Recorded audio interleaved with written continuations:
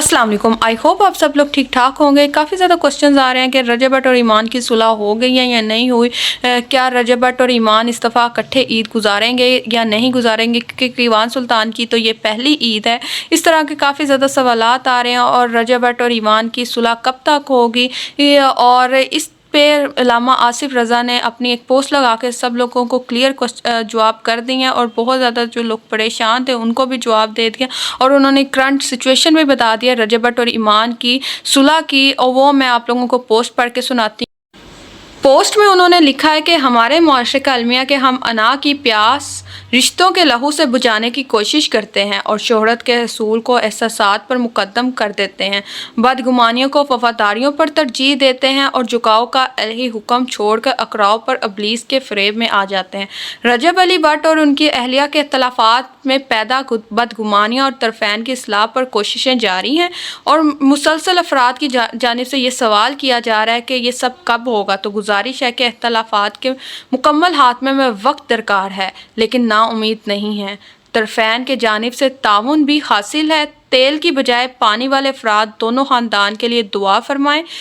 और आग के शौकीन अफराद से गुजारिश है कि बाज़ औक़ात किसी का घर जलाने वाली चिंगारियाँ अपना भी घर जला देती हैं। उन्होंने ये पोस्ट लगा के काफ़ी ज़्यादा फैंस के क्वेश्चंस क्लियर किए हैं। सबसे पहले तो उन्होंने इस चीज़ को क्लियर किया है कि अभी तक कोशिश जारी है, अभी सुलह नहीं हुई। जो लोग कह रहे हैं सुलह हो गई है, अभी तक सुलह नहीं हुई, अभी तक वो कोशिश कर रहे हैं अल्लामा साहब।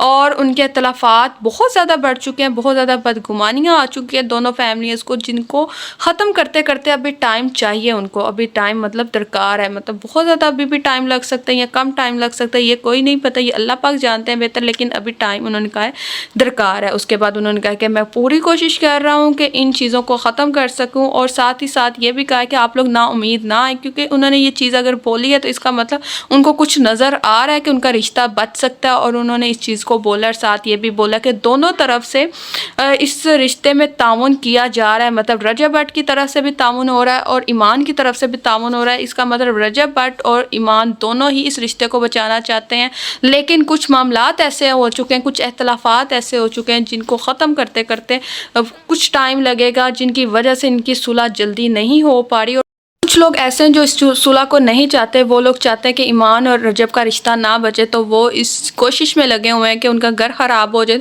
उनके लिए भी उन्होंने एक पैगाम दिया कि आप घर जलाने की बजाय आप लोग उनमें जो आग लगी हुई है उस पर पानी फेंकें, ताकि उनका घर बच सके, ना कि उस आग में मज़ीद चिंगारियाँ फेंकें। जो अगर आप लोग चिंगारियाँ फेंकें, कुछ चिंगारियाँ आपके घर भी लग सकती हैं और आपका भी घर इसी तरह ख़राब हो सकता है। उनको ये पैगाम दिया है।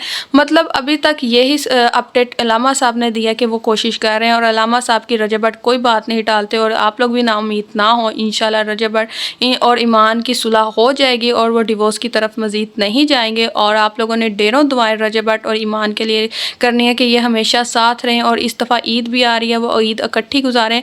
काफ़ी ज़्यादा लोग कह रहे हैं कि वो ईद इकट्ठी गुजारेंगे कि नहीं गुजारेंगे, तो यही आप लोग दुआ करेंगे ईद इकट्ठी गुजारें। अगर तो उनकी सुलह हो जाती है तो वो ईद इकट्ठी ही गुजारेंगे, क्योंकि कीवान सुल्तान की भी पहली ईद अपने फैमिली के साथ होगी, अपने पापा के साथ होगी, और रजब भट्ट की भी पहली ही ईद ईमान के साथ इधर पाकिस्तान होगी, क्योंकि लास्ट ईद तो उन्होंने सऊदीया गुजारी थी, क्योंकि कुछ उनकी भी मुश्किलात थी जिसकी वजह से उन्होंने सऊदीया गुजारी थी। आप लोगों से यही रिक्वेस्ट है कि आप लोग इनके लिए ढेरों दुआएं करें, और कमेंट बॉक्स में अपनी राय का इज़हार लाजमी इस वीडियो पे कीजिएगा। और आप लोगों से ये भी रिक्वेस्ट है कि मेरे चैनल को सब्सक्राइब कर लें, ताकि इस तरह की मज़ीद वीडियोज़ आप तक लाजमी पहुँच।